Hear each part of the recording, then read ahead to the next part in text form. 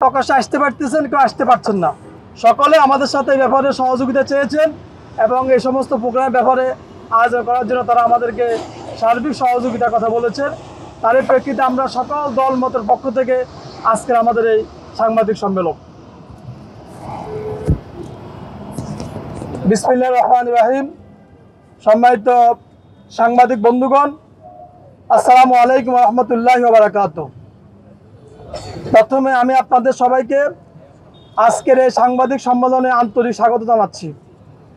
আপনারা অবগত আছেন যে ঢাকা উত্তর সিটি কর্পোরেশন অন্তর্গত 52, 53 ও 54 নং ওয়ার্ড এলাকাটি 2001 সাল থেকে ঢাকা 18 তথা সাবেক ঢাকা 5 আসনের সাথে সংযুক্ত হয়ে আছে।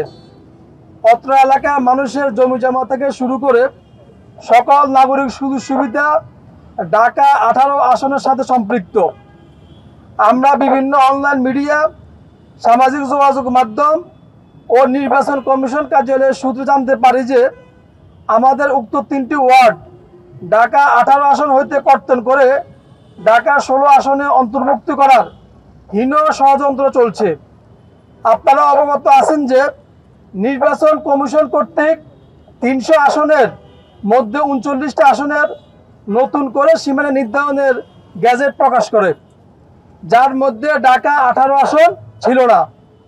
একটি কুচক্রী স্বার্থান্বেষী মহল বর্তমান তুরাগ থানা তথা 3টি ওয়ার্ডকে মিরপুর পল্লবীর সাথে অন্তর্ভুক্ত ঢাকা 16 আসনে সম্পৃক্ত করার অপচেষ্টা চালাচ্ছে।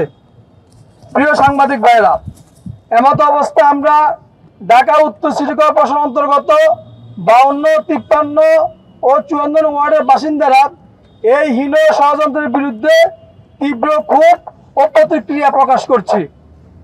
আমাদের 52, 53, 54 ওয়ার্ড প্রায় লক্ষাধিক ভোটারের বসবাস।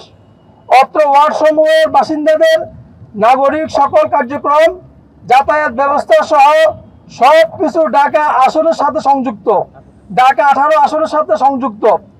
আমরা ঢাকা আসনের বাসিন্দারা সুখে দুঃখে একে অপরের সাথে ভ্রাতৃত্বে বন্ধনে মিলেমিশে বসবাস করছি। আমরা আমাদের নাগরিক সকল কাজের সুবিধার্থে এবং ভ্রাতৃত্ব বন্ধন অটুট রাখতে ঢাকা 18 আসনে আছি এবং থাকতে চাই। 2024 সালে মহান গণ অভ্যুত্থানে উত্তরা ছিল একটি অন্যতম কেন্দ্রবিন্দু। সে ঐতিহাসিক আন্দোলনের অবিচ্ছেদ্য অংশ ছিল সাহসী তুরাগবাসী। শহীদের সূচনা তুরাগ থেকে শুরু হয়। সুতরাং তুরাগ থানা ঐতিহাসিকভাবেই বৃহত্তর উত্তরার অবিচ্ছেদ্য অংশীদার।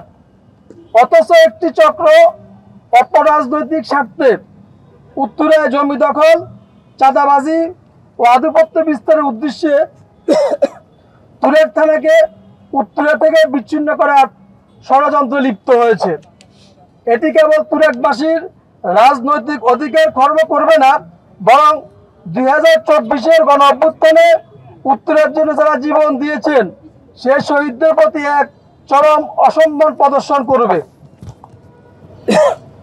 ঢাকা 18 থেকে বিচ্ছিন্ন হয়ে ঢাকা 16-তে গেলে যেসব অসুবিধা হবে: নাম্বার 1, আঞ্চলিক স্বাতন্ত্র্য নষ্ট হবে।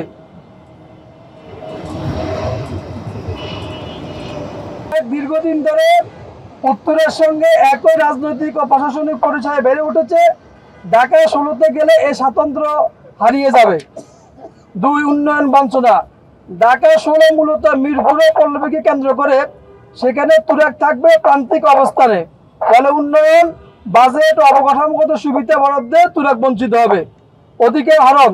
তুরাগের জনসংখ্যা, ভোটার সংখ্যা মিরপুর পল্লবীর বিশেষ জনগোষ্ঠীর তুলনায় কম, তাই তুরাগবাসীর মতামত গুরুত্ব পাবে না। নাম্বার 4, সংস্কৃতি ও ইতিহাসের অবমূল্যায়ন।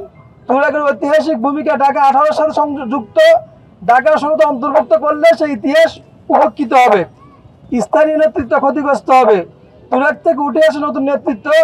ঢাকা 16 বড় ওয়ার্ডগুলো আড়ালে হারিয়ে যাবে। ঢাকা 18 অন্তর্ভুক্ত থাকলে যেসব সুবিধা থাকবে, উত্তরের সঙ্গে ঐতিহাসিক ও ভৌগোলিক ঐক্য বজায় থাকবে। উন্নয়ন অগ্রাধিকার পাবে। উত্তরের তুরাগের একসঙ্গে থাকলে পরিকল্পিত উন্নয়ন কার্যক্রমের সুযোগ বাড়বে। রাজনৈতিক অধিকার সংরক্ষিত হবে। ভোটের ভারসাম্য বজায় থাকে। তুরাগবাসীর মতামত ও নেতৃত্বের প্রভাব বিস্তার করতে পারবে। সংস্কৃতি, ইতিহাস ও শহীদদের আত্মত্যাগের মর্যাদা রক্ষা পাবে। জনগণের দাবি ও সমস্যা সরাসরি জাতীয়ভাবে প্রতিফলিত হবে। ঢাকা 18 উত্তরা তুরাগ কেন্দ্রিক হওয়ায় এলাকার সমস্যা যেমন যানজট, নদী দখল, অবকাঠামো সংকট এসব বিষয়ে সংসদে ও উন্নয়ন প্রকল্পে বেশি প্রাধান্য পাবে। আমাদের কর্মসূচি ঘোষণা: ঢাকা 18 আসনকে বিভক্ত করার ষড়যন্ত্র প্রতিবাদে আগামীকাল 22 আগস্ট শুক্রবার সকাল 10টায় উত্তরা খালপাড়ে সচেতন তুরাগবাসীর উদ্যোগে মানববন্ধন কর্মসূচি পালন করা হবে। অতএব উক্ত মানববন্ধন কর্মসূচিতে সর্বস্ত জনসাধারণকে সম্পৃক্ত হওয়ার আহ্বান জানাচ্ছি। এক্ষেত্রে সাংবাদিক ভাইদের যথাযথ সহযোগিতা কামনা করি।